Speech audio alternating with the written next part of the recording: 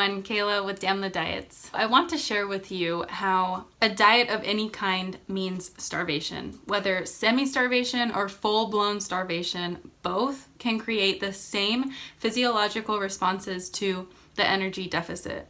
So just like in the Minnesota starvation experiment, these men went into the study healthy and they were fed only 1,500 calories a day, which to some is considered a healthy amount these days, just like any other diet, right? Yet these men suffered from full-blown starvation symptoms, someone that's going through anorexia. And some people don't think that they're worthy of having an eating disorder or worthy of having starvation symptoms after their short-term diet, or worthy to rest because they didn't get as bad as someone who was emaciated or restricted for years and years, like 20 years. And because they only went on the short-term diet, that they don't feel that they need to go through recovery. But the reality is a caloric deficit for any amount of time can trigger in the brain the same famine response just even after being in a caloric deficit for a couple of weeks or even days. And now all of a sudden you have an obsession with food and a background intense mental hunger and fatigue, and your digestive system gets all out of whack, and it's hard to digest the foods that you once could, and you can't sleep anymore, and you end up binging and you feel like there's something wrong with you. And so you continue to stay in this restrict, overexercise, binge cycle because you end up gaining even more weight than you had to start with. So you diet again and you try to control the weight gain, and then you feel like you've fallen off the bandwagon and are weak and have lost all your willpower because you end up binging, which binging is just the biological response to restriction of any kind. And you just eat a lot to compensate for the lack of energy that you didn't have coming in for that amount of time that you were restricting. And so you eat a lot to replenish and to heal the damaged organs and the damaged tissues. Because when you restrict, your body has to get energy and nutrients somewhere. So to survive, it goes to the bones and your muscles and your organs, such as your liver and your heart and your pancreas. So you're not only just eating to after deprivation for yourself, you're eating a shit ton to heal this damage and to restore and to replenish and to conserve. So you gain more weight than you had before as a conservation act in case for future famine. So your body holds on to everything coming in to protect your internal organs, and it doesn't trust it will be fed consistently. So to build this trust again with your body, you have to now sit at this weight gain for several months to a year or more until the body trusts that it won't be starved again. So then and only then, after you have sat in this uncomfortable period of weight overshoot, can your body begin to slowly release the weight, slowly over time. And now this may take another 6 to 12 months. And you have to allow this to happen slowly. No more quick fixes or diets. And no, you'll have to sit with the thoughts of, oh, you're just so unhealthy now. You're lazy. You're weak. You need to diet again to lose this excess weight quicker. And this is so unhealthy. You need to go back to your clean eating diet and all that shit. And you have to be strong enough to not give in and be patient and consistent and still continue to feed yourself to your satiety even when you've gained the weight, because you are still worthy of eating to satisfaction even at a higher weight. So you don't have to be emaciated to gain permission to eat to your satiety. If you don't, you'll never be able to build that trust with your body again, and you'll never be able to fully come out of that starvation mode. And 2 years from now, instead of being recovered, you'll still be in pseudo recovery and dealing with all of this restrict, binge, overexercise cycle. So where do you want to be from 2 years from now? That's why I chose patience, and I just sat with it and I just let go, and I just trusted that whatever was supposed to happen in recovery, wherever my body needed to go, I let it happen. And I trusted that my body knew what it was doing, because it does. So remember that binging, extreme hunger, all of these always follows restriction and deprivation of any kind as a survival mechanism from your body feeling threatened, that it's going into starvation mode.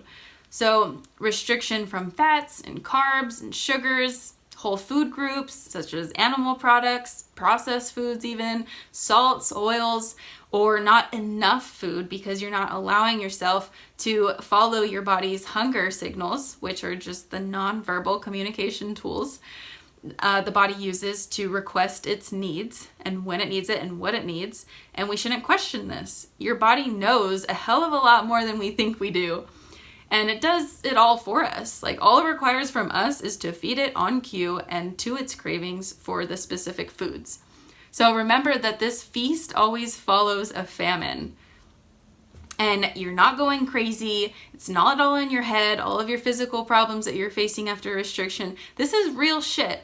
And diets should actually come with like a label of all of the side effects that come along with it, because that's what it is. Just like with any pill or whatever, it comes with a list of side effects. Diets should have this too. Bikini competitions, they should have the side effects mentally and physically. The Fitspo account, there should be a reality check to these, and it should show like all of the real things that you're gonna have to deal with after you go through this, because this is not a sustainable way of living for the long term. Maybe short term, but like, you're going to have to pay for it in the long term. Trust me. So, yeah, it takes a bit of letting go, swallowing your pride, letting go of your vanity, and, developing that inner strength within yourself and finding out all that you have to offer to the world outside of your appearance and your body fat percentage and your leanness and your abs. Like, you're so much more than that, okay? Don't fall for another diet. And when we're going through recovery, we may think that we're doing something wrong because we're facing all of these things and we're feeling even worse in the beginning of recovery than we did even before. And that's normal. So you just have to be patient and sit with it. This is not an overnight like healer. Like, it takes months, 2 months, and you think that you're like good to go. Like, no. Sorry to be harsh, but like, it takes a long time. It took me like over a year, and I went back and forth, 2 years better at that. And the nutritional rehabilitation stage is far more easier in a sense than the mental deep brainwashing and the belief changing and the habits that you have to change and everything that you've believed for so long, and rewiring that takes time, and it takes challenging the fears and the beliefs and the habits, and that's hard to do. But don't think it's not doable for your situation. You can overcome this. You are strong enough. A lot of people that come into this are very intelligent and smart people. And so, you guys have a lot of determination, and once you set your mind to something, you will get shit done. So I have no doubt that you can go through recovery and you can stick with it. And you just have to believe in yourself and believe in your body and believe in the process and be patient. Because not a lot of us want to hear that. We want the quick fix. We want the pill. And it just doesn't work like that anymore. Reality and real, true health and fitness does not happen overnight or within months. Like, this all takes years. So, yeah, if you want to learn how, I can teach you. I can help you with that. So again, don't fall for another low carb, low fat, no sugar, high this, low that, no this, no that, no nightshades, no oxalates, no eating past a certain time or no eating before a certain time. Like, throw all of that out the window. It's time to look within and find what works for your body and your unique physiology, because there's no one diet that works for everyone. That's just not the case. We are a very diverse species based off of our migration, our survival mechanisms in certain climates, where our genetic and ethnic backgrounds are. We're so different. So just because Susie or Joe is doing something doesn't mean that you should be doing that and it's gonna work for you. So remember to don't fear your hunger. Don't be afraid of your hunger. And binging is not binging when you are coming from a restrictive background or you've restricted anything. Like, your body is just making up for the loss, and it will balance out over time. You're not going to continue on like that forever. You're not going to continue to have the bottomless pit hunger, or what I like to call the Mary Poppins bag stomach. Like, where does all the food go? You're eating so much, like 10,000 calories. Where is it all going? It's not going to be like that forever. And I know it's scary as shit, but it's not going to be like that. If you're consistent and you're patient and you're actually feeding yourself and you're not continuing to like over exercise here or restrict calories here or restrict the food here, like, no, like, let it all go and you will recover fully. And you'll be able to be a normal eater and a normal human being again. Trust me. I thought it was never going to be possible for me. But lo and behold, like, food does not control my life anymore. And I don't feel guilty around exercise. And I'm not, like, trying to reach this ultimate, like, lean body that's not healthy for me. And I lose my sex drive. That's important to me. So, and my hair, and I don't want to feel cold all the time. And I, you know, all of those things. So remember this next time someone presents to you a new and shiny diet that you should go on. It's going to cure all of your needs, or it's going to be the answer to all your needs, and it's going to cure all your problems. No, too good to be true. Find your balanced diet. Find your fitness that your body reacts best to, body movement.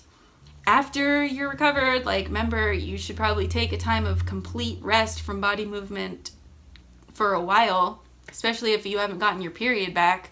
Females, you may have to take a couple months off of exercise for good and then revisit it. And once you can untie the food and exercise connection, like, if they're connected still, like, if you have to exercise to be able to eat X amount, or if you ate this amount so now you have to exercise, like, no, there has to be no connection between the two. It's literally, you eat what you want and you stop when you're satisfied, and you eat until you're satisfied, and you exercise only when you feel like it because something sounds fun to you. Okay, so now I'm going on a rant. I wanted to just cover on that one topic that diets are a form of restriction and starvation, semi-starvation or full-on starvation. That's it for me on this video, you guys. Let me know if you have any questions below. If you want to hear more of my Q&As in my 7-week coaching course, head over there now and sign up for that. Yeah, check it out, and I will see you next time. So stay tuned.